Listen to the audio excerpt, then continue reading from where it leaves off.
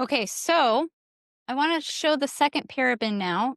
So we gave you Maslow's hierarchy of needs. I mean, you can Google that. It's just a basic framework that's been around. Where's the share thing here?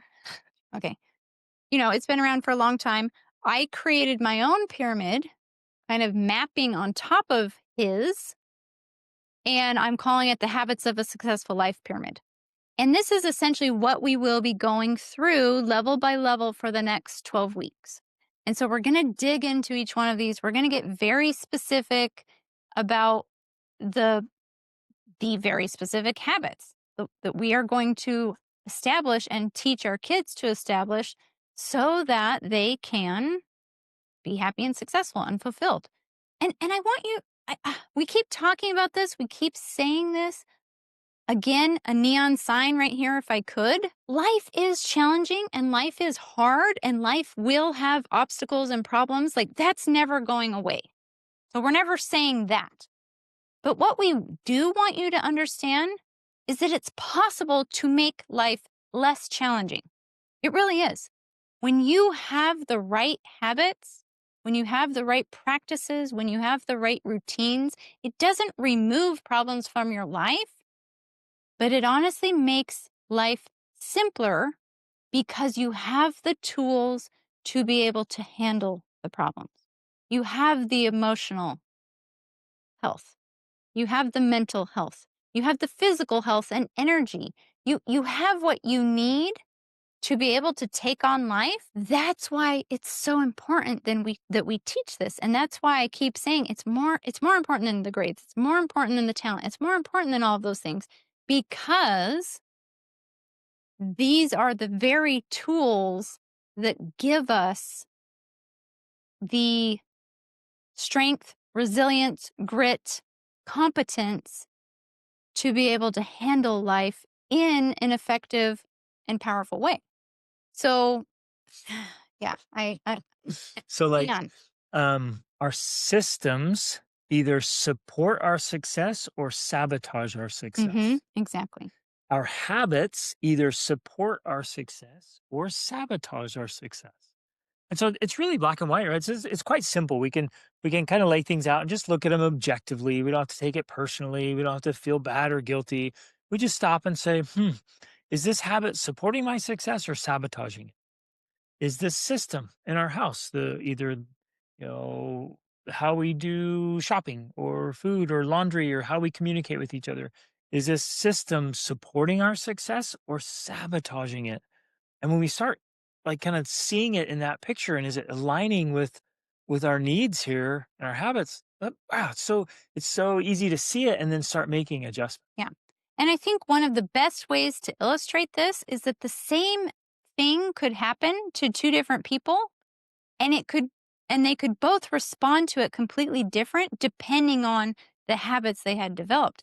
One example Greg loves to give that I think is very applicable is the idea of swimming.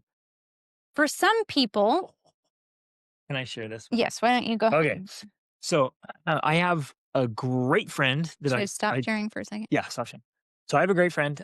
Actually, he is a friend, but I admire him as a man and as a human being. One of the greatest men I've ever known. And he lives in Central America, just hardworking, beautiful. When we met him, he was supporting his family on $2 a day, right? Wife and three children. Just a great human being. After we become friends for a while, I realized he never learned how to swim. So he's older than I am. He's early 50s. He never learned how to swim. I mean, let that sink in. For most of us, like swimming is just like, oh yeah, we just learn how to swim. He never learned how. He was Even out though he working. lives right next to a lake. Yeah, he lived like a slave, but he was out working at 7 years old just to survive. He never learned how. I have another friend from Germany who will go out into the ocean. He lived in Costa Rica when we met him. He'll go out into the ocean and he'll swim 2 miles, or he says it's meditative. How many of you would be meditating if you had to swim 2 miles in the ocean? Not me. I'd be like, help! I think I'm going to drown. Somebody save me. He'll swim 2 miles while he's meditating. Okay. So one day it dawned on me, whoa, if I take both of my friends on a boat and we push off just 10 feet from shore, if Juan falls in, it's life threatening. He could die just 10 feet from shore. But if you or I fall in, we're probably going to laugh, have fun, maybe play king of the boat and splash around. So, what could be fun for one is literally life threatening for another. Well, what about if we go a mile out? How many of you raise your hand if you'd be in trouble at a mile from shore? Who here is in trouble a mile out? Yeah. A bunch of us are like, yeah, if I can back float, maybe I might make it back. You see what I'm saying? It's like, okay, at some point now, what was fun is life threatening. I'm like, how can it be possible that what is life threatening for one is fun and meditative for another? And it just clicked.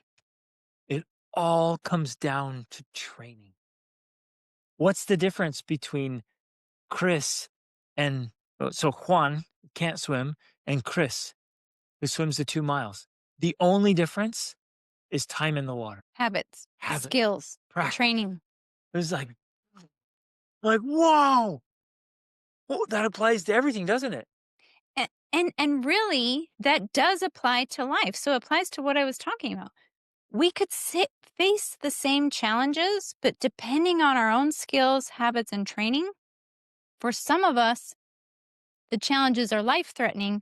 And for others, it's not too bad. And maybe for some, it's actually fun, but it's the same exact thing, right? That is the reality. And that is the difference that habits makes in our lives. Like neon, that is the difference that it makes. I promise you. I promise. Wow, look at mind blowing thought here about Wim Hof. You guys don't know who Wim Yes. Hof is. He holds like all the world records for cold and Yes. like in cold water. And he climbed like Kilimanjaro and Everest in a with no shirt, like No oxygen. shorts and a boots. I mean, it's just crazy. And so, yeah, like had he, sung of the Titanic, he would have been swimming. Like, I'm good. Actually feel a little warm, kind of getting sweaty here. Right. It's all training and conditioning. Yeah. The guy's amazing. Right? That's amazing. And Julie, way to go, learning how to swim. Woo! Right? Every one of us needs to be pursuing new things. And so as we go through this all together, this 12-week journey, I hope that every one of us learns something new that we can start practicing. Like, ooh, well, I want to get that mindset. I want to get that heart set. I want to get that skill set. And we start practicing and lean into it. So we get so good at it, it becomes automatic. It becomes easy for us to do, just like the swimming. We can learn into this thing. So your kids start fighting, and you're like, oh, doesn't even phase me. I got this. Right. And it's easy to do.